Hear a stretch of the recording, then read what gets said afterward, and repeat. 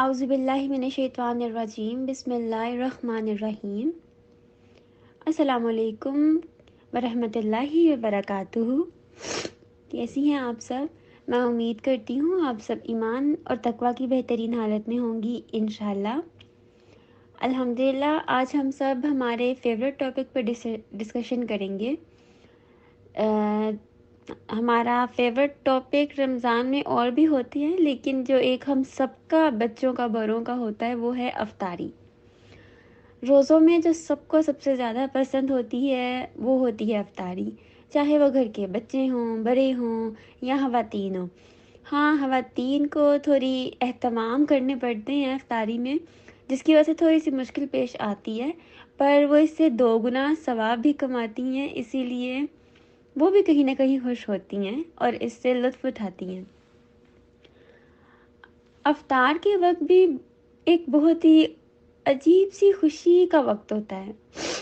اس وقت میں اگر آپ دیکھیں ہر کسی کے چہرے پہ ایک عجیب سی رونق ہوتی ہے، خوشی ہوتی ہے۔ سارا دن بھوکا رہنے کے باوجود ہم لوگ خوش ہوتے ہیں، اور جہاں سحری کے لیے سب کو جا جا کر بلانا پڑتا ہے کہ اٹھ جائیں، سحری کا وقت ختم ہونے والا ہے، اٹھ جائیں، وہیں افطاری پہ بنا بلائے سب دسترخوان پہ موجود ہوتے ہیں، چاہے وہ گھر کے بڑے ہوں، بزرگ ہوں یا بچے ہوں۔ اور اس معاملے میں ہر ایک گھر میں ایک عجیب سی رونق ہوتی ہے الحمدللہ۔ ویسے بھی افطاری کرنے میں ہمیں جلدی کرنی چاہیے، یہ پسندیدہ عمل ہے، اور اس حوالے سے دیکھا جائے تو رسول اللہ صلی اللہ علیہ وآلہ وسلم نے فرمایا، لوگ برابر بھلائی پر رہیں گے جب تک کہ روزہ کھولنے میں جلدی کریں گے۔ مینس کہ رسول اللہ صلی اللہ علیہ وآلہ وسلم کی اگر فرمان سے بھی ہم دیکھیں تو ہمیں یہ پتہ چلتا ہے کہ ہمیں روزہ کھولنے میں جلدی کرنی چاہیے۔ اس حوالے سے حضرت انس رضی اللہ عنہ، جو کہ رسول اللہ صلی اللہ علیہ وآلہ وسلم کی خدمت میں 10 سال تک رہے، وہ فرماتے ہیں کہ رسول اللہ صلی اللہ علیہ وآلہ وسلم نماز مغرب سے پہلے تازہ کھجوروں سے افطار فرماتے، اگر تازہ کھجوریں نہ ہوتی تو خشک کھجوروں سے افطار فرماتے، اگر خشک کھجوریں نہ ہوتی تو چند گھونٹ پانی سے افطار فرما لیتے۔ ایک تو ہمیں اس بات سے یہ پتہ چلتا ہے کہ رسول اللہ صلی اللہ علیہ وآلہ وسلم اذان ہونے کے بعد نماز سے پہلے افطاری کر لیتے تھے، مینس کی افطاری کرنے میں جلدی کرتے تھے، یہ سنت رسول صلی اللہ علیہ وآلہ وسلم ہے۔ اور دوسرا یہ پتہ چلتا ہے کہ وہ کھجوروں کا استعمال کرنا بہتر پسند فرماتے تھے۔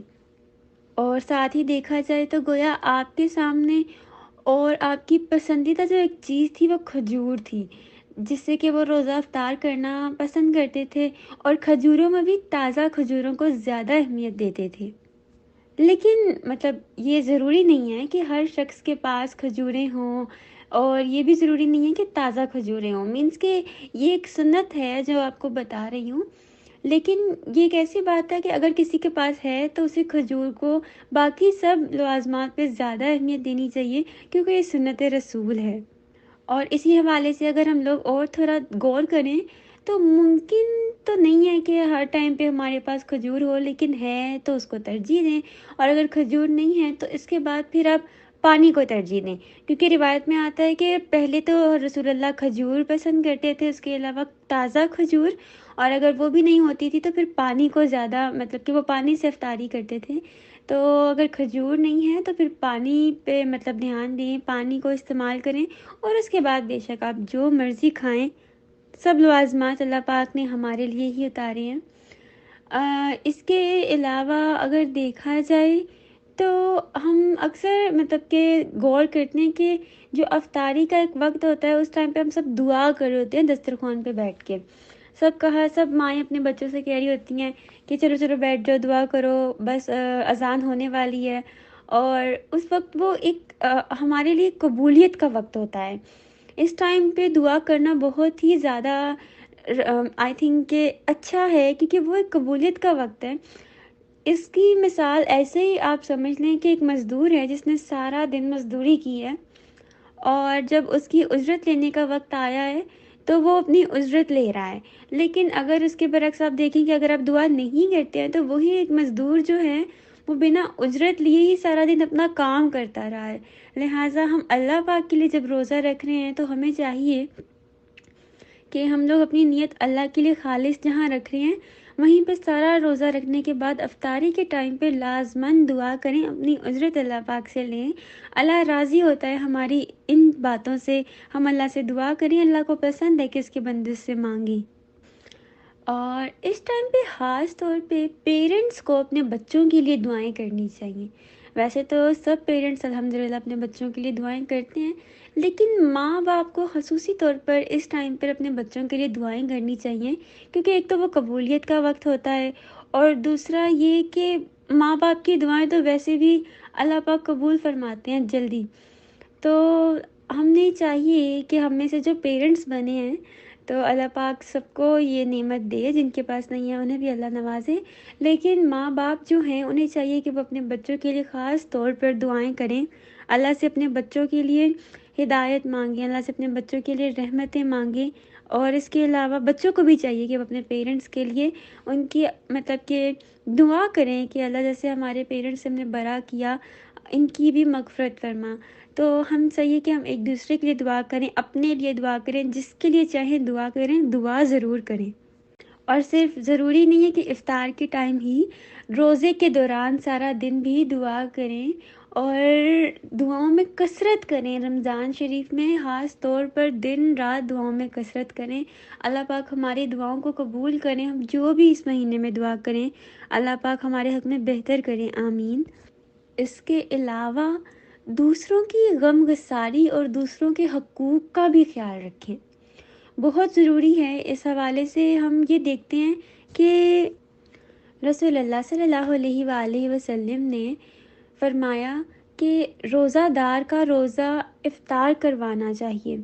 افطار کرانے کی بھی ترغیب ہے کہ حدیث میں آتا ہے کہ رسول اللہ صلی اللہ علیہ وسلم نے فرمایا کہ جس شخص نے روزے دار کو افطار کرا لیا اس کو بھی اتنا ہی اجر ملے گا جتنا اجر روزہ دار کے لیے ہوگا، اور روزہ دار کے اجر سے کوئی چیز کم نہیں کی جائے گی. اب یہاں سے ہی ہم لوگ ایک بات کا اندازہ لگا سکتے ہیں، جیسا کہ میں نے اسٹارٹ میں کہا تھا کہ جو ہمارے گھر کی خواتین ہوتی ہیں وہ کافی زیادہ مطلب کہ مشکل میں پڑ جاتی ہیں افطاری سے پہلے. تو یہاں سے اگر ہم اس حدیث کو دیکھیں تو ہم یہ دیکھتے ہیں کہ رسول اللہ نے جیسا ارشاد فرمایا ہے کہ جو روزہ دار کا روزہ افطار کروانا ہے، اگر ایک خاتون گھر کے 10 افراد کا روزہ افطار کروانے کے لیے اتنا اہتمام کر رہی ہیں تو ہمیں کتنا مطلب اگر آپ اس ثواب کو ڈبل ملٹیپلیکیشن کرتے جائیں تو کتنا ہمیں ثواب ہے، اس چیز پہ کتنا اجر ہے. اور ایسا نہیں ہے کہ جو مطلب کہ ہمیں جس کا ہم روزہ افطار کروانے ہیں اس کے اجر و ثواب میں کوئی کمی ہوگی. انفیکٹ ہمیں یہاں سے مطلب اور زیادہ ثواب کمانے کا موقع ملتا ہے. یہاں سے یہ بھی پتہ چلتا ہے کہ اگر ایک انسان دوسروں کا روزہ افطار کروانا چاہتا ہے، اس کے لیے اہتمام کرتا ہے، تو وہ ایک بہت بڑا اجر و ثواب سمیٹ رہا ہے اپنی آخرت کے لیے. ایسا ثواب سمیٹ رہا ہے جو اسے کہیں اور سے نہیں مل سکتا. یہ ایک مطلب ایسا ثواب ہے جو نارملی ہم پورا سال نہیں کرتے ہیں، لیکن خاص طور پہ رمضان کے مہینے میں ہمیں ایک ساتھ اتنا ثواب کمانے کا موقع مل جاتا ہے. اور اس میں بھی پھر یہ بات یہ ہے کہ کسی بھی چیز سے کسی کا روزہ افطار کروایا جا سکتا ہے.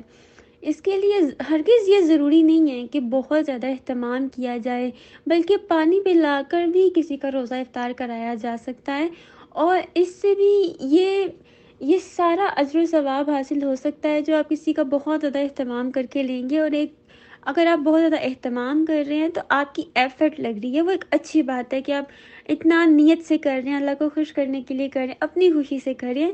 لیکن اگر آپ نہیں کر سکتے ہیں تو آپ ایک پانی کا گلاس پلا کر بھی اگر کسی کا روزہ کھولتے ہیں تو آپ کے ثواب میں کوئی کمی نہیں ہوتی.